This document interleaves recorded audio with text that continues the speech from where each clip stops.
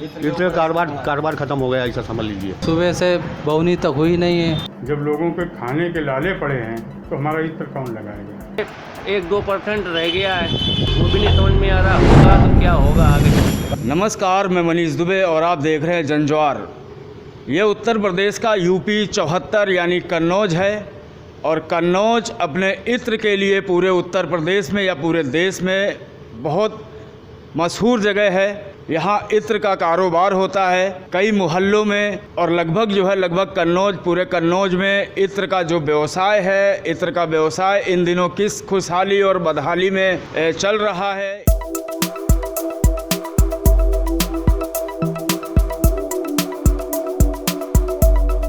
इत्र का जो व्यवसाय यहाँ बड़ा मशहूर है कन्नौज इत्र का थोड़ा असर पड़ा है, बहुत बड़ा असर पड़ा। इत्र के ऊपर बहुत बड़ा असर पड़ा। इत्र का कारोबार खत्म हो गया, ऐसा समझ लीजिए। और फिर अगर ये अगरबत्तियों का जो कारोबार है आप लोगों को, उस पर भी असर पड़ा? हाँ, अरे बहुत बड़ा असर पड़ा इस पर भी। मगर ये है कि ये मेहनत मजदूरी करके आदमी अपना पेट भरता रहा। तो यहाँ जो काम करने वाले लोग हैं वो किस तरीके से इस समय लॉकडाउन में ज़िंदगी गुजार रहे हैं? परेशानी तो बहुत, मतलब सभी को हुई है, सारे हिंदुस्तान में परेशानी हुई है। मगर यहाँ का आदमी कुछ ना कुछ काम करता रहा। 1 महीना तो दिक्कत हुई, परेशानी पूरे हिंदुस्तान में हुई इस लॉकडाउन के दौरान। हाँ, कन्नौज विशेषता इत्र के लिए मशहूर है।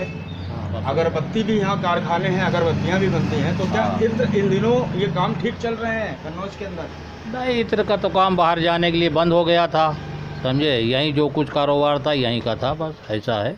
इत्र का कारोबार समझे बिल्कुल बंद हो गया इधर का। बाहर का काम है। अगरबत्ती का थोड़ा बहुत चल रहा है, समझे। पेट पालने लोग मेहनत मजदूरी करके अपना पेट पालने, मेहनत मजदूरी करके, बाकी और कुछ नहीं है। बाकी इत्र का डाउन। हाँ, मेरा इत्र का बहुत कम है। हाँ, बाहर का बहुत कम, बस ये सब। ये मार्च के महीने से व्यापार पूरा ठप हो गया है और यहाँ का इत्र व्यवसाय एग्रीकल्चर बेस है।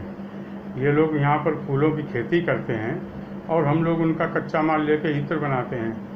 जब इत्र बिक ही नहीं रहा है, ऐसे में जब लोगों के खाने के लाले पड़े हैं तो हमारा इत्र कौन लगाएगा? और उनका कच्चा माल, किसानों का जो फूल उगाते हैं, पैदा करते हैं, फसल पे मेहनत करते हैं, पैसा लगाते हैं, उनका फूल भी नहीं बिक रहा है। बहुत औने पौने दामों में 20% रेट पे बिक रहा है। यहाँ के लाखों किसान इससे जुड़े हुए हैं, वो भी सब बेरोजगार हो गए, परेशान हो गए, कर्ज में डूब गए, आत्महत्याएँ कर रहे।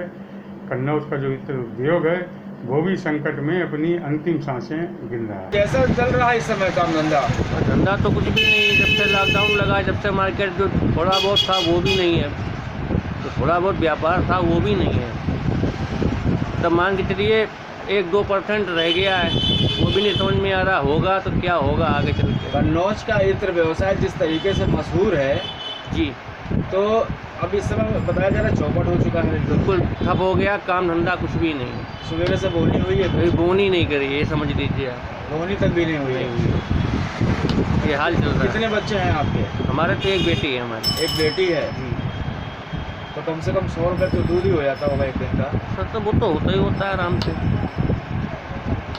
तो इस तरीके से मतलब हालत मार्केट की काफ़ी ख़राब है और सुधरती दिख नहीं रही कि आगे सुधरेगी कि नहीं सुधरेगी। सिस्टम ये है। अच्छा, कन्नौज का ये जो व्यवसाय है इत्र का कितने साल पुराना है ये? अब ये पुराना तो कम से 100 साल पुराना होगा। 100 साल पुराना। क्योंकि लोग बताते हैं जो यहाँ पे पहले क्या कहते हैं रजवाड़ा राजा महाराजा टाइम से चला आ रहा भाई चीज़। तो ये मतलब ये काम तो बहुत पुराना, लेकिन तब कोई भी चीज़ की खपती ही नहीं होएगी तो हम उसका आदमी बना के करेगा क्या उसकी? भाई हम भी तो दूसरे से जुड़े हैं, तब हमसे कोई लेगा तभी तो हम उसको देंगे। तब कोई लेने वाला ही नहीं है, कोई पूछने वाला ही नहीं है, तो उसको देंगे क्या? कितने सालों से व्यापार कर रहे हैं? सर लमसम 15-20 सालों से व्यापार कर रहे इत्र का। कैसे कर रहा है इस समय तो बिल्कुल सर धंधा चौपट चल रहा है। 10 लाख रुपए 20 लाख रुपए दुकान में फंसाए हुए हैं और धंधा पानी कुछ है नहीं, सेलिंग कुछ है नहीं। सुबह से बौनी तक हुई नहीं है और हम लोग रोज़ कमाने खाने वाले इंसान, बीवी बच्चे भी हैं और जब तक सेलिंग नहीं होगी तब तक कैसे उनके पेट भरूंगा सर। तो बोनी भी नहीं हुई है? जी सर। और 50 लाख रुपए सर फंसाए हुए हैं। ऐसे में कैसे गुजारा होगा? अब आप ही समझ लीजिए, सरकार को सोचना चाहिए सर, कितने रुपए फंसाए, जबकि इतनी मशहूर होकर के भी यहाँ पर इतना धंधा पानी नहीं है। बाहर का कोई इंसान आ नहीं जा पा रहा है, तो इसलिए बिल्कुल सेलिंग डाउन चल रही है।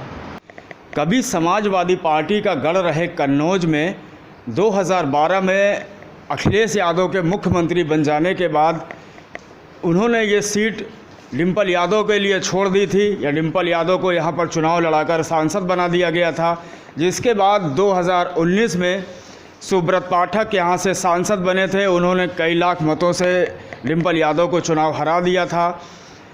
सुब्रत यादव के सांसद बनने के बाद फूल सूखने लगा, लॉकडाउन लग गया और कन्नौज का इत्र व्यवसाय लगातार या दिनों दिन धराशायी होता रहा। लोगों की हालत बदहाल होती चली गई।